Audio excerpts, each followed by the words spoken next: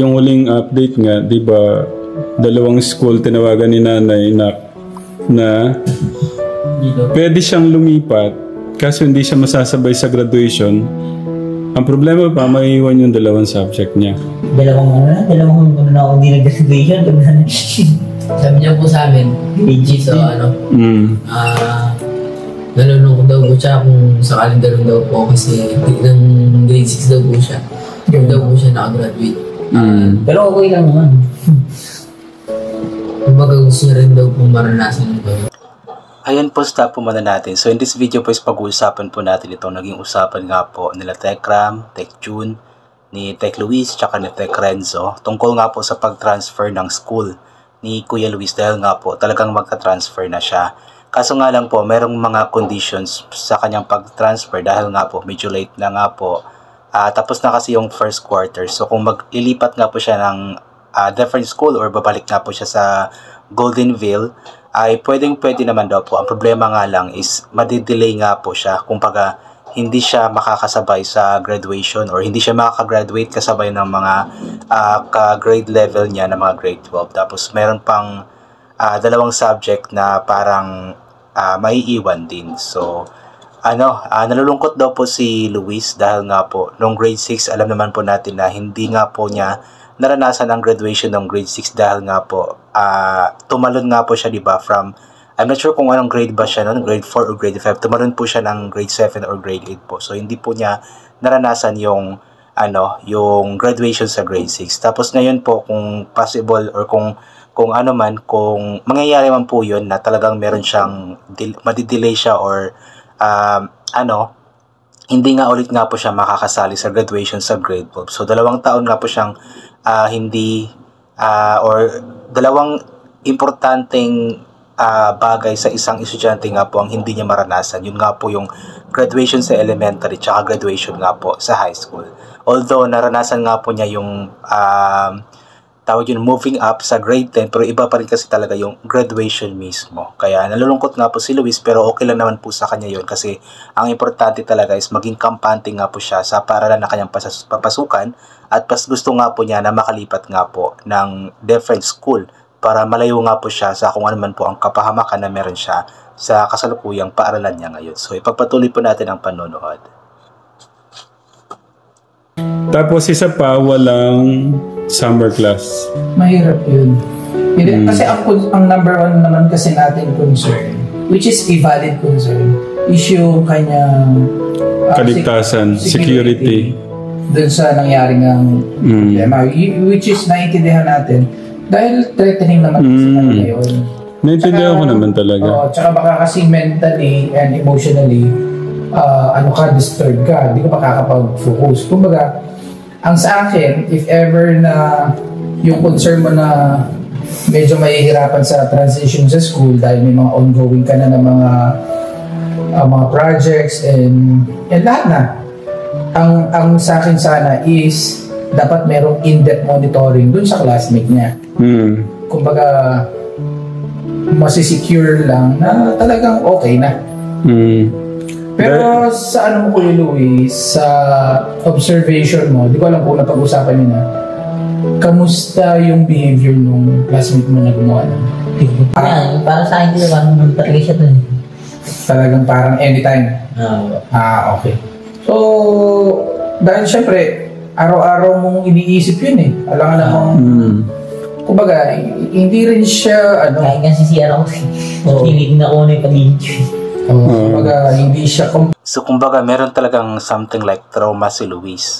Iniisip yung possible na mangyari nga po sa kanya kasi nga hindi kasi yun normal na bullying lang kasi meron nga pong nangyari sa tapat ng kanilang school na nagpatayan nga po dahil nga po dun sa selos, something like that.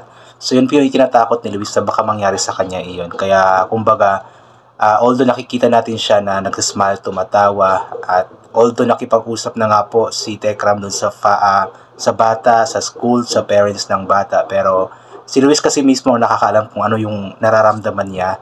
So, yung comfortable dapat sana siya sa kanyang paligid. So, yun yung pinaka-importante sa lahat. So, mangyayari lamang po talaga yun kapag malayo nga po siya sa kasalukuyang paaralan kung saan nandoon nga po yung nambuli sa kanya. Pante. Pero yun nga kasi at the end of the day kasi kuya, ikaw kasi ang di naman ang sinasabi, kumbaga ikaw naman din ang nakakaalam kung mas okay ba na lumipat o hindi. Sa kondisyon ng paglipat, ganyan naman pala. Madidelay ka. So anong mas preferred mo? Well, actually, priority yung pagkatao mo, yung kaligtasan mo. Di ba rin madelay ka kaysa naman sa anong mangyari.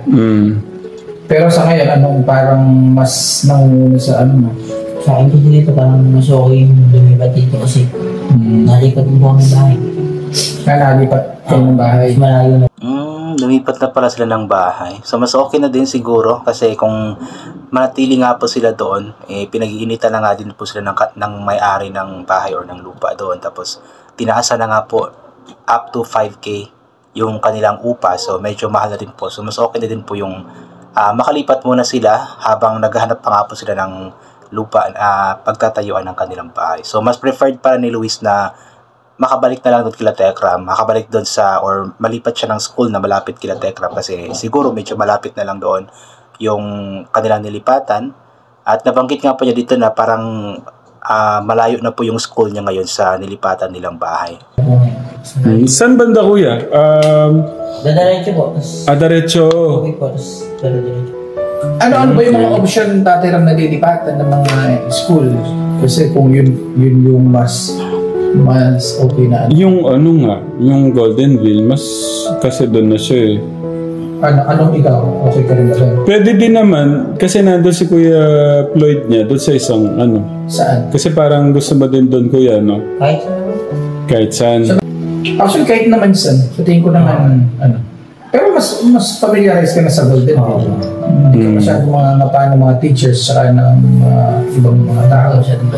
Ano? Yes, tama si Tech Jun. Kahit saan naman okay lang. Ang importante is malayo nga po siya doon sa nambuli sa kanya. Pero mas okay din po talaga. Para sa akin din, mas okay din po na makabalik na lamang siya sa Goldenville. At least hindi niya kailangan pa mag-adjust kasi nga po ilang years na po siya nag-aaral doon. At the same time, is wala naman pong nangyaring something like bullying sa kanya doon nung nandun siya. So mas okay na mabalik na lamang siya doon sa dati niyang paaralan. At least yung mga dati niyang mga kaklase doon, mga friends niya, is muli nga po niyang makita, makasama. Condition nung sa Goldenville naman. Yun nga. Walang yan. Pwede daw kaso Yung ganun din. Yung... Paano yan kuya? Extend po ng half year. half year kasi half year na ba? Kasi hindi ko makakasama ng Graduation. dalawang ano na ako hindi nag-graduation. Sabi niya po sa amin, so nalulungkot daw po siya kung sakaling ganun daw po kasi ng grade 6 daw po siya. Yung daw po siya nakagraduate. Pero okay lang naman. Kumbaga gusto niya rin daw pong maranasan ito. Hindi picture lang. Well, maganda naman talaga experience yun. Kaso sa'yo din naman galing na hindi ka rin okay dun sa... kaya mo bang pagtiisan yun? Oo. Hindi, yung teacher mo. Yung teacher mo, yung classmate mo. Hindi naman. So, ibig sabihin, kasi ang dito, yung buo yung loob mo. Baka decision mo talaga dahil...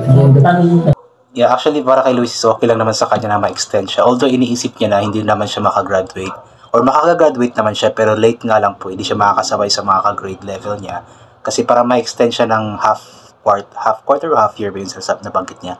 Pero yun nga, kahit na ganon, okay kay Luis na makalipat siya kasi nga po, para maging kampante nga po siya, maging komportable nga po siya sa kanyang pinapasukan na malayo nga po sa mga tao or mga estudyanteng ng pulis sa kanya. Napakaganda nga lang kasi ma-enhance ka lang, ma-enhance. So sa'yo na, mas buo yung mo, kumbaga mas panatag ka kung malilipat ka. Dito. Kasi siya yung siya yung nakakaramdam nga eh. So, ready ka naman sa pag-transition mo, no? Kasi naman valid naman yung reason. Hindi na malilipat ng unang dahilan. Medyo, kumbaga, bullying kasi. Hindi kasi maganda kanina. Pero sa'yo, kuya, yung okay yun, yung half year, tapos hindi ka masasama sa Hindi naman po literal May delay na. quarter po ng Ganun. 4 months. Tsaka Malay okay lang. mo. Mga 2 months. Alam mo, mahabol niya sa mabigyan siya ng di ba? Acceleration. Acceleration. Or mga ganon, yung mga, like, halimbawa may mga ganon, mga test, panghabol. Activity dito, ganun. Habulin ng activity. Exam. Kaya nagyan naman po ng individual.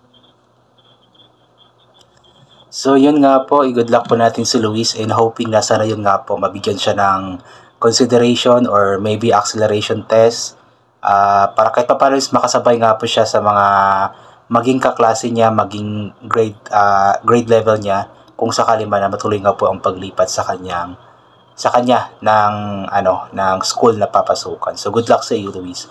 And thank you so much kay Tekram at sa mga sponsors ni Luis na talagang ipinupush po nila na malayo nga po si Luis doon sa sa kasalukuyang paaralan niya. So God bless po sa ating lahat at bye for now po.